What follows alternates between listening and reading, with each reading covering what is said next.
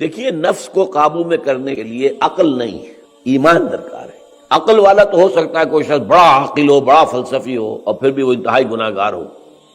وہ عقل علیحدہ ہے، وہ سوچ علیحدہ ہوتی ہے، اور انسان کا جو ہے وہ کردار بالکل علیحدہ چیز ہے۔ لیکن دل میں ایمان اگر ہوگا تو پھر وہ نفس کے اوپر آپ قابو پا سکیں۔ قرآن مجید کو اپنے دل میں اتاریے، زیادہ سے زیادہ گہرائی کے اندر لے کر جائیے، اور اس سے جو ہے یقین پیدا ہو، اور یقین کی بھی گہرائی ہو، تو پھر نفس کا جو ہے مقابلہ کیا جا سکتا ہے، نفس کا بھی، شیاطین کا بھی، اس لیے کہ شیطان بھی حملہ آور ہوتا ہے۔ اِنَّهُ يَرَاكُمْ هُوَ وَقَبِيلُهُ مِنْ حَيْثُ لَا تَرَوْنَهُمْ۔ وہ جو اقبال نے کہا ہے کہ کشتن ابلیس کار مشکل است، زاں کے او گم اندر اعماق دل است، خوش تراں باشد مسلمانش کنی، کشتہ شمشیر قرآنش کنی۔ اب یہ دو اشعار کے اندر اصل میں دو حدیثوں کو علامہ اقبال نے سمو دیا ہے، حیران کن بات ہے۔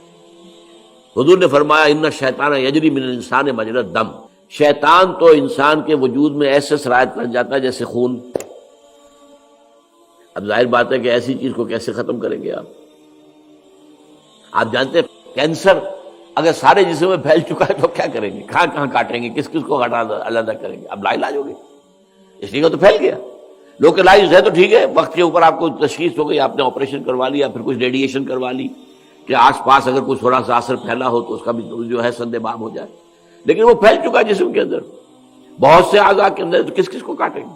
تو کشتن ابلیس کار مشکل است، ابلیس کو مار دینا، کشتن مار دینا، گربا کشتن روز اول جیسے کہتے ہیں کہ بلی کو پہلے دن مار دینا چاہیے، تو اسی طریقے سے ابلیس کو مارنا آسان کام نہیں ہے، اس لیے کہ وہ تو انسان کے دل کی گہرائیوں میں چلا جاتا ہے۔ خون کہاں جاتا ہے؟ سارے جسم کا خون پھر دل میں جاتا ہے کہ نہیں جاتا؟ اور دل کے اندر اس نے جو ہے وہ ٹھکانہ بنا رکھا ہے۔ لیکن ایک دوسری حدیث کیا ہے؟ آپ نے فرمایا ہر شخص کے ساتھ ایک شیطان ہوتا ہے، تو کسی صحابی نے ہمت کر کے پوچھ لیا حضور کیا آپ کے ساتھ بھی؟ ہاں ہے میرے ساتھ بھی، لیکن میں نے اسے مسلمان بنا لیا ہے۔ تو یہ دوسرے مسئلے کے اندر آیا، خوش طرح باشد مسلمان اشکرو، اپنے ابلیس کو، اپنے شیطان کو بہتر یہ کہ مسلمان بنا لو۔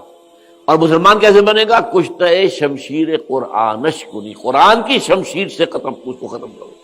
تو یہ ہے اپنے نفس کے خلاف، اور شیطان بھی تو نفس کے ذریعے سے حملہ آور ہوتا ہے، یوسوس فی صدور الناس، وہ وسوسہ اندازی کرتا ہے، پھونکے مارتا ہے۔ حدیث میں آتا ہے کہ وہ اپنی تھوتنی جو ہے انسان کے دل پر رکھ کر پھونکے مارتا ہے تاکہ اس کے اندر سے وہ گناہ کے اثرات پیدا ہوں اور گناہ کے جذبات پیدا ہوں۔ جب انسان لا حول ولا قوت پڑھتا ہے بھاگ جاتا ہے وہ، تو خناس اسی لیے کہا ہے، وہ حملہ آور ہوتا ہے پھر پیچھے بھی ہٹ جاتا ہے۔ تو اس کے لیے یہ ہے کہ قرآن کے ذریعے سے ایمان کو گہرا کیا جائے، ایمان گہرا ہوگا تو آپ شیطان سے بھی لڑ سکیں گی، اور آپ جو ہے وہ اپنے نفس سے بھی لڑ سکیں گی، اور یہی ایک